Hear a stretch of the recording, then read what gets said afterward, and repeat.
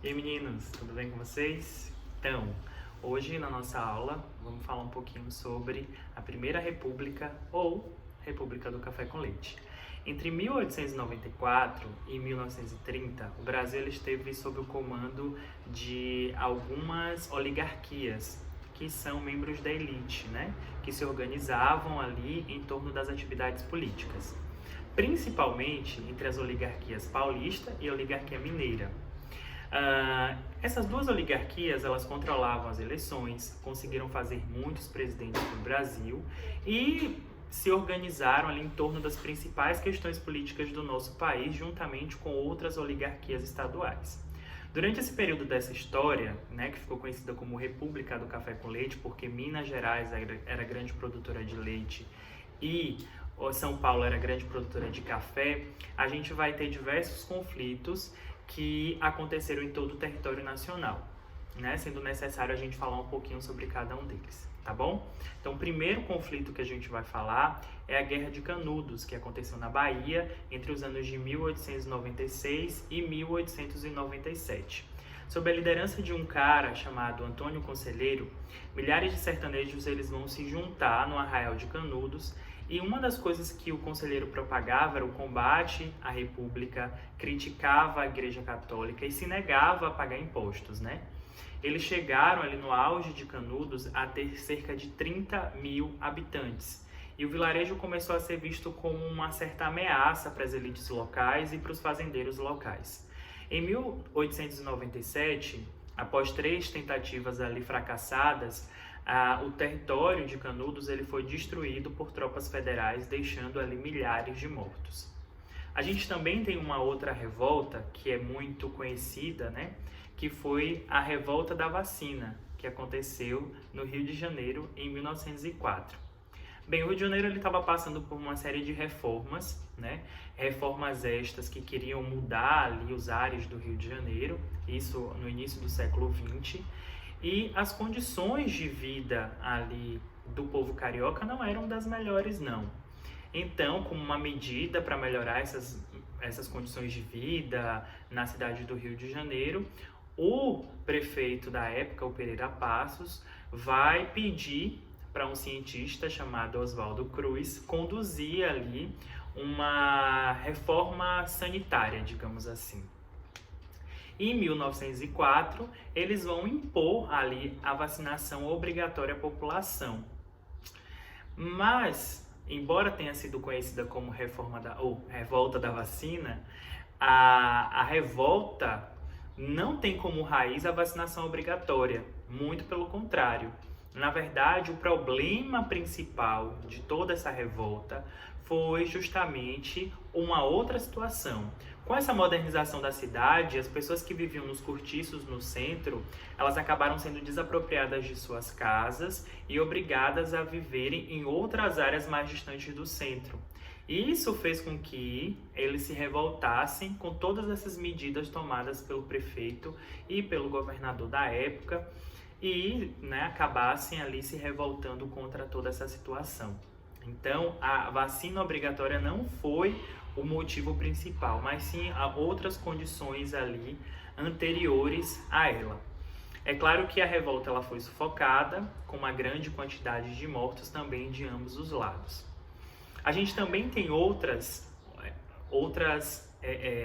revoltas que aconteceram, e uma bem importante é uma revolta que aconteceu também no Nordeste brasileiro. Não só na Bahia como Canudos, mas em todo o Nordeste brasileiro, que na verdade não era uma revolta, era um movimento, né? O movimento do cangaço. Para quem não conhece, ou para quem nunca ouviu falar sobre o cangaço, teve uma novela na Globo chamada Cordel Encantado, que falava sobre todo esse universo que ficou famoso no Nordeste brasileiro. Né? O cangaço foi um movimento que ele acontece ali, como eu falei, né, em todo o Nordeste brasileiro, e vai se iniciar ali no final do século XIX até meados da década de 1930. Era um movimento de homens armados, conhecidos como cangaceiros, que vão aparecer em função principalmente das condições de vida da população nordestina, né? Existia uma grande concentração fundiária, uma concentração de terras na mão de poucas pessoas, e a maioria da população vivia numa condição muito miserável. E esses bandos de cangaceiros, eles eram meio que justiceiros do sertão, eles ficaram conhecidos como banditismo social, digamos assim, que era um movimento em que as pessoas elas tiravam desses mais ricos e davam para os mais pobres. Mas muitas dessas pessoas mais pobres também sofreram nas mãos desses cangaceiros. O cangaceiro mais famoso é o Lampião, o Virgulino Ferreira da Silva, conhecido também como o Rei do Cangaço, porque ele atuou em praticamente todo o sertão nordestino durante muito tempo, mas ele morreu numa emboscada armada por uma volante, que é a força policial daquela época, que acabava entrando na Caatinga e buscando esses cangaceiros ali. Ele foi morto junto com sua mulher e outros cangaceiros em 29 de julho de 1938 e teve a cabeça decepada e colocada em praça pública para exposição. Então, só para a gente ver o quanto Lampião ele era temido e visto como um perigo para aquela sociedade. A gente também tem uma outra revolta, essa em 1910, que aconteceu no Rio de Janeiro, que foi conhecida como Revolta da Chibata. Na verdade, a escravidão tinha sido abolida há alguns anos. Entretanto, contudo, todavia, dentro da Marinha, muitos castigos físicos eram recorrentes, principalmente para pessoas negras, né? Então, eram aplicados esses castigos físicos por oficiais brancos, amarujos negros, e essa situação já estava ficando insustentável. Mas o estopim de tudo isso foi quando um dos marujos ele acabou recebendo 250 chibatadas.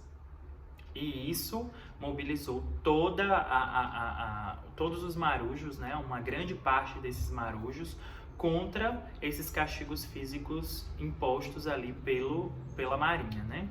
Eles vão ser liderados por um cara chamado João Cândido, que ficou conhecido como Almirante Negro, vão assumir o controle de navios da Marinha de Guerra e vão ameaçar, inclusive, bombardear o Palácio do Catete, que era a sede do governo federal.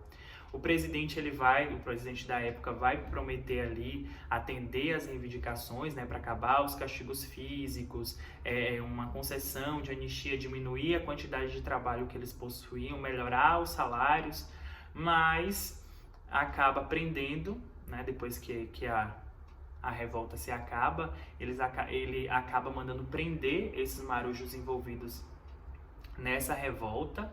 Muitos deles foram deportados para a Amazônia e muitos morreram também na prisão. A gente também tem um quarto evento que aconteceu no Brasil. Durante essa época da Primeira República, a gente pode observar que essa Primeira República ela foi cheia ali de movimentos, né? Que foi o movimento do Contestado, ou Guerra do Contestado, que aconteceu entre 1912 a 1916. Um beato chamado José Maria, ele vai congregar milhares de camponeses na região entre o Paraná e Santa Catarina, que foram pessoas que ficaram desempregadas e pessoas desapropriadas das suas terras por conta da construção de uma estrada de ferro que foi organizada, capitaneada ali pelo Brasil Highway Company. Ele quase não sai. E eles estavam descontentes com essa criação dessa estrada de ferro, que durante um tempo absorveu toda essa mão de obra, mas quando acabou, né, essas pessoas elas foram jogadas ali ao Deus dará, se tornaram desempregadas e já estavam desapropriadas das suas terras. Nos combates ali, durante a Guerra do Contestado, José Maria ele vai ser morto, mas os seus seguidores eles conseguem ali resistir durante algum tempo, né, durante alguns anos, até que o governo federal consegue desmantelar essa revolta. É importante lembrar que o Contestado, assim como Canudos, eles estavam organizados ali para o que alguns historiadores eles chamam de movimentos messiânicos. Tanto José Maria quanto Antônio Conselheiro eram vistos como grandes messias, grandes profetas, e essas pessoas acabaram seguindo eles por conta também da sua mensagem religiosa. E por último, já nos anos 20, a gente tem dois movimentos importantes. O primeiro é o tenentismo e o outro é a coluna Prestes, mas eu vou falar separado sobre cada um deles. O tenentismo foi um movimento em que a ala mais jovem do exército, né, demonstrava um certo descontentamento com as fraudes, principalmente as fraudes eleitorais, porque era muito comum, né? Uma vez que era uma república em que existia alternância entre paulistas e mineiros, somente eles governaram o Brasil durante essa época, então eles já estavam descontentes com essas fraudes, né, que aconteciam no sistema eleitoral, e eles vão formar um movimento armado com o objetivo da derrubada do presidente da época, que era o Arthur Bernardes. O episódio mais conhecido do tenentismo foi o movimento do 18 do Forte de Copacabana, no qual líderes eles vão marchar pelo calçadão de Copacabana e muitos são mortos pelas forças federais.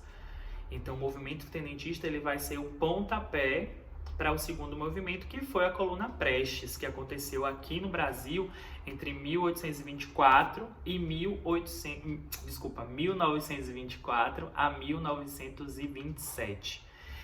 Após uma tentativa ali de tomar a cidade de São Paulo, né, tomar o governo em São Paulo, os oficiais ligados ao tenentismo, eles vão fugir sob a liderança de Miguel Costa e do Luiz Carlos Prestes, e eles vão fazer uma marcha do sul do país até o norte, em toda a região do interior, de modo a buscar uma adesão popular, dizendo, pessoal, eles estão roubando ali nos pleitos eleitorais, existe um conchavo muito grande para a organização desses pleitos e tal, e aí eles começam a tentar buscar esse apoio popular no interior do país. Só que o interior do país era um lugar de gente muito atrasada, de gente menos esclarecida, muitos analfabetos viviam no interior. Então, assim, a massa intelectual do nosso país se concentrava nas capitais litorâneas e não, né, nessas áreas de interior. Então, eles buscaram essa adesão, mas foi um esforço em vão. Em 1927, embora eles não tenham perdido uma batalha, para as forças do governo que eles encontraram no meio do caminho, cansados e desestimulados de toda essa caminhada, de todo esse processo que durou ali 3 anos, eles vão se refugiar na Bolívia, muitos deles vão se refugiar na Bolívia. E eles voltariam mais tarde para ajudar a tomada do poder no Brasil, através, né, na verdade ajudar um cara chamado Getúlio Vargas. Mas isso é uma outra história, a gente vai falar na próxima aula sobre Getúlio Vargas, como ele chegou no poder, como é que tudo isso se desenvolveu e como os tenentes eles ajudaram nesse processo.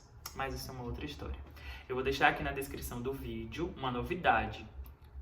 Vocês vão ter que assistir ao vídeo, né? E depois tem uma lista de presença em uma forma de formulário. Vocês vão lá e vão marcar a presença de vocês.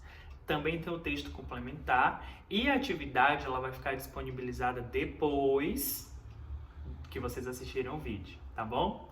Então, beijo e até mais.